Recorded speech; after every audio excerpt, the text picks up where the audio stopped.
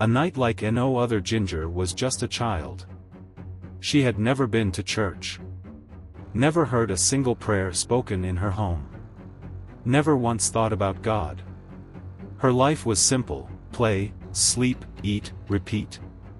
She didn't know any different. Faith wasn't a part of her world. Until one night, everything changed. Her mother had taken her somewhere unfamiliar. A place she had never seen before. A massive white tent, glowing under the dim evening sky. Hundreds of people moved toward it, their voices blending into a low, restless murmur. Ginger hesitated at the entrance. The air smelled of freshly cut wood and damp earth. The wooden benches inside looked rough, uneven, worn down from years of use. The atmosphere felt strange. Almost heavy. Like the air itself was thick with something unseen. Something she couldn't explain. Something that made her stomach tighten with unease. Her mother took her hand and led her inside. She sat down, legs swinging over the edge of the wooden bench. She didn't know why they were there. Didn't ask. Didn't really care. Until the man at the front began to speak. His voice was deep. Commanding. Words rolled from his mouth, filling the space, bouncing off the canvas walls. People around her were nodding, whispering amen, raising their hands. But Ginger? She didn't understand a single word. It was just noise. Until a name. One name. It slipped into her mind like an echo, soft at first, then louder. Jesus. She blinked. Had someone said that? She looked around. No one was speaking. The preacher continued, his words still foreign to her ears. But there it was again. Jesus. Her fingers tightened around the edge of the bench. Why did it sound so clear? Like it was being whispered directly into her ear. Her heartbeat quickened. Jesus. She swallowed hard. The name was everywhere now. Filling her mind. Thudding in her chest. She covered her ears. But it didn't stop. The name kept coming. Over and over. Stronger. Louder. Until it was all she could hear. And then everything around her vanished. The moment everything changed, the world around her began to fade. The voices. The creaking of wooden benches. The distant hum of the preacher's voice. Gone.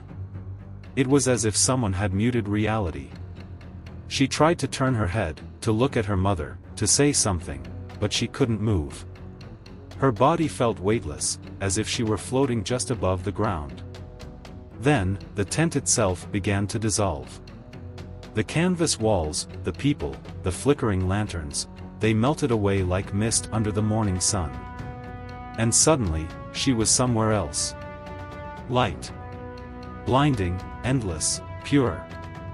It wasn't harsh or painful, it was warm. Alive.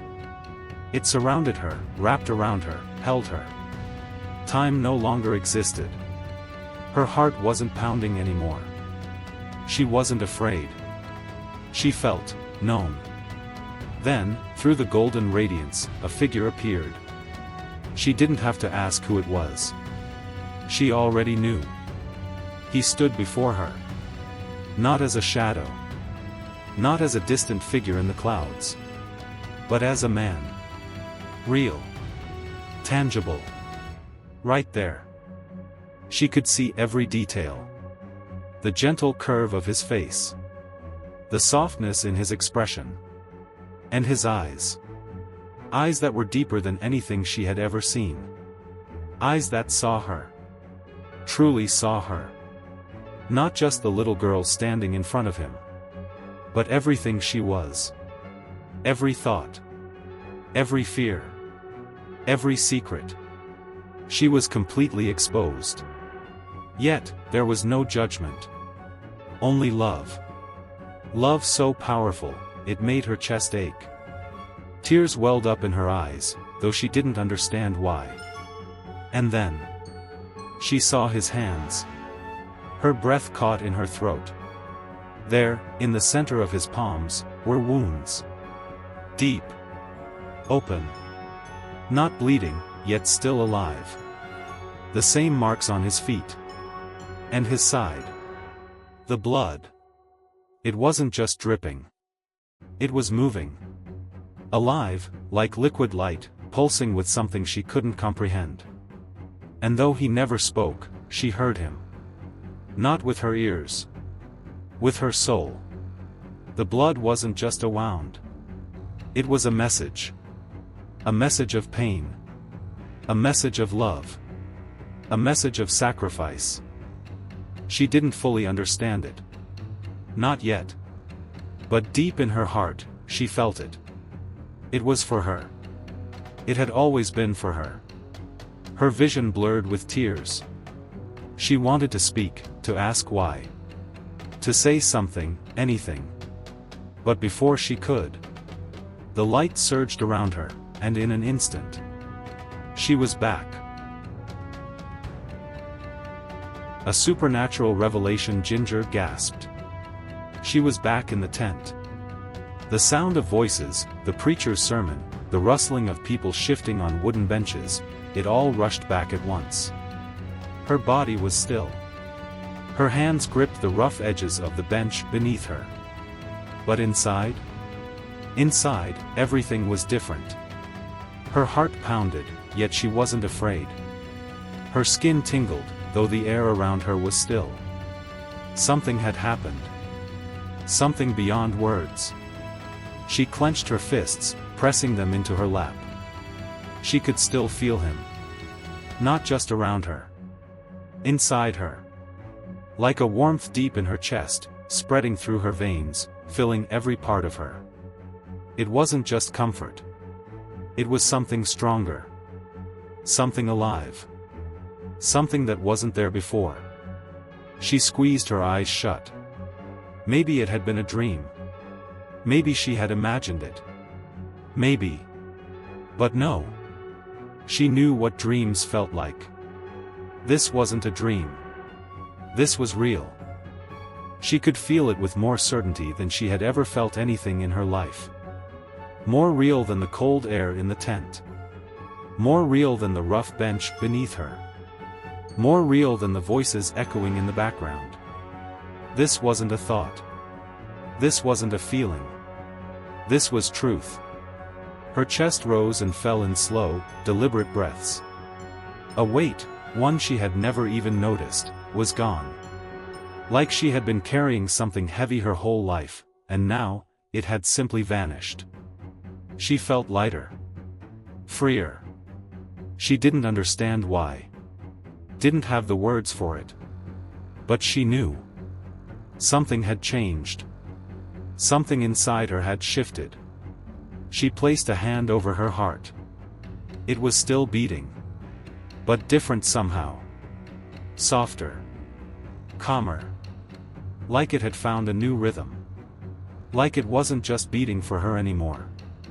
She glanced at her mother. She was still focused on the preacher, unaware of the supernatural storm raging inside her daughter.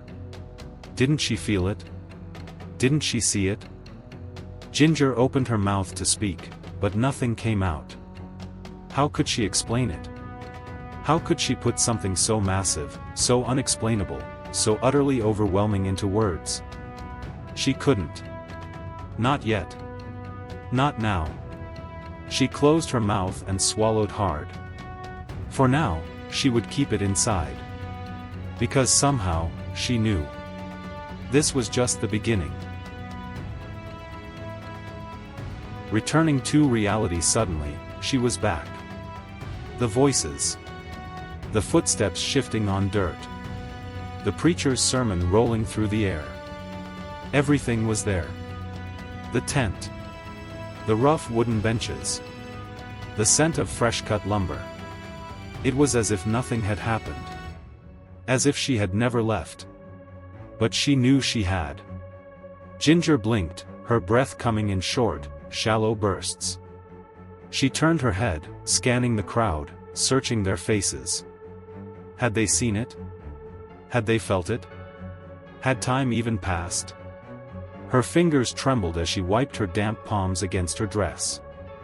She looked at her mother. Nothing. Her mother's expression was calm, her eyes locked on the preacher. Like everything was normal. But it wasn't. Not for Ginger. She opened her mouth to speak, but her throat was dry. The words tangled inside her, refusing to form. How could she explain this? How could she make someone understand, when she barely understood it herself? She swallowed hard and tried again. "Mom?" Her mother glanced down, offering a small, distracted smile. Ginger hesitated. What was she supposed to say? "I just saw Jesus. I left this place, without moving. I felt something inside me, something alive. Nothing sounded right. Nothing felt big enough." She fumbled for words, her lips barely moving. I think," her mother leaned in slightly. "What is it, sweetheart?" Ginger swallowed. Her chest ached with the weight of it all. Finally, she whispered, "Something happened." Her mother gave her hand a gentle squeeze. "You're just tired, honey. It's late." Ginger's stomach tightened. No. That wasn't it. She wasn't tired. She wasn't imagining things. She had seen him. She had felt him.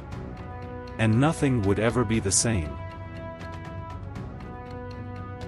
Searching for answers, the feeling wouldn't leave her. Days passed. Then weeks. But the memory of that night, the warmth, the presence, the eyes that had seen straight into her soul, never faded. It wasn't just a moment. It was a calling. Something had awakened inside her, and now, it wouldn't rest. She had to understand. She had to know more. One afternoon, while searching through an old cabinet, she found something unexpected. An old book, covered in dust. Its pages were yellowed with time, the spine cracked from years of use.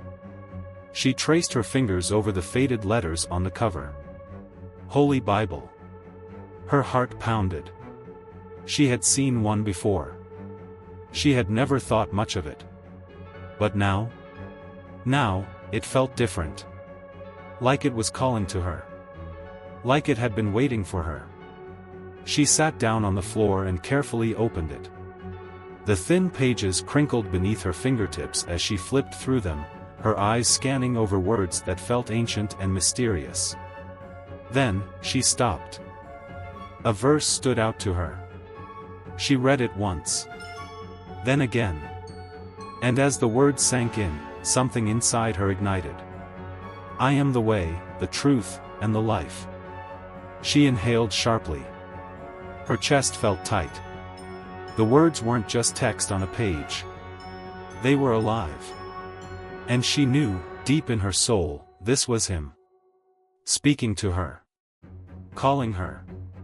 The same presence she had felt in the tent, the same warmth, the same undeniable truth. It all made sense now. She hadn't imagined it. She hadn't dreamed it. What she had seen. What she had felt. It was real. That night, she did something she had never done before. She closed her eyes. She folded her hands. And she prayed. Not because someone told her to. Not because she had to. But because she needed to. Her voice was barely a whisper. Are you there? For a moment, there was nothing. Just silence. Then. A warmth spread through her chest. Soft. Gentle. Undeniable. She felt it. Him. Not beside her. Not above her. Inside her. She didn't need to hear words. She already knew the answer. He had never left. Not after that night. Not for a single second. She just hadn't been listening. But now? Now, she could hear him. And she never wanted to stop. The test of faith. Ginger couldn't keep it inside. She had to tell someone. What she had seen. What she had felt. How everything had changed. But when she finally spoke the words out loud, no one believed her. Her friends laughed. You saw Jesus? Like, really? No way. Maybe you just fell asleep during church. Sounds like a dream to me. She shook her head. It wasn't a dream. But they just rolled their eyes. Whatever you say. And just like that, the conversation moved on. As if nothing she had said mattered. As if something that had shaken her entire existence was nothing more than a joke. Her family wasn't any better. She told her mother again. Explained everything, every detail, every feeling, every second of that night. Her mother smiled, brushing a hand over Ginger's hair. Sweetheart, you just have a big imagination. Her stomach twisted. No, Mom. I know what I saw. You were just caught up in the moment. That happens sometimes. Ginger clenched her fists. They didn't understand. They wouldn't understand. Because they hadn't felt it. They hadn't been there. She felt alone. More alone than she ever had before. The people around her didn't believe her. They thought she was making it up. They thought she was just a child with a silly story. But deep inside, she knew. She knew. And no amount of doubt, no amount of skepticism, no amount of disbelief from others could take that away. The more she spoke about it, the more resistance she faced. People got uncomfortable. Teachers at school gave her strange looks. Friends started keeping their distance. Even her mother, though loving, didn't want to hear any more about it. Let's not talk about that right now, Ginger. As if it were something she could just turn off. But she couldn't. Because this wasn't just a thought. It wasn't just a feeling. It was the most real thing she had ever known. And how do you stay silent about something like that? You don't. You can't. So she wouldn't. A message for the world. Something inside her had changed. Not just for a moment. Not just for a day. Forever. Ginger knew she couldn't stay silent. She wouldn't stay silent. Because what had happened to her, it wasn't just for her. It was meant to be shared. She started seeing the world differently. Things she had never noticed before now felt clear. People weren't just faces in a crowd. They were souls. Hearts hungry for something more. Searching. Wandering. Just like she had been. And she wanted them to know. To understand. To see. She spoke about it whenever she could. Even when people dismissed her. Even when they rolled their eyes. Even when they walked away. Because deep inside, she knew, someone would listen. Someone needed to hear. And maybe, just maybe, it would change them the way it had changed her. Her actions changed, too. She didn't just talk about him. She lived differently. Every act of kindness. Every gentle word. Every moment of compassion. It wasn't just her anymore. It was him. Moving through her. Speaking through her. She carried his presence wherever she went. And whether people believed her or not, they felt it.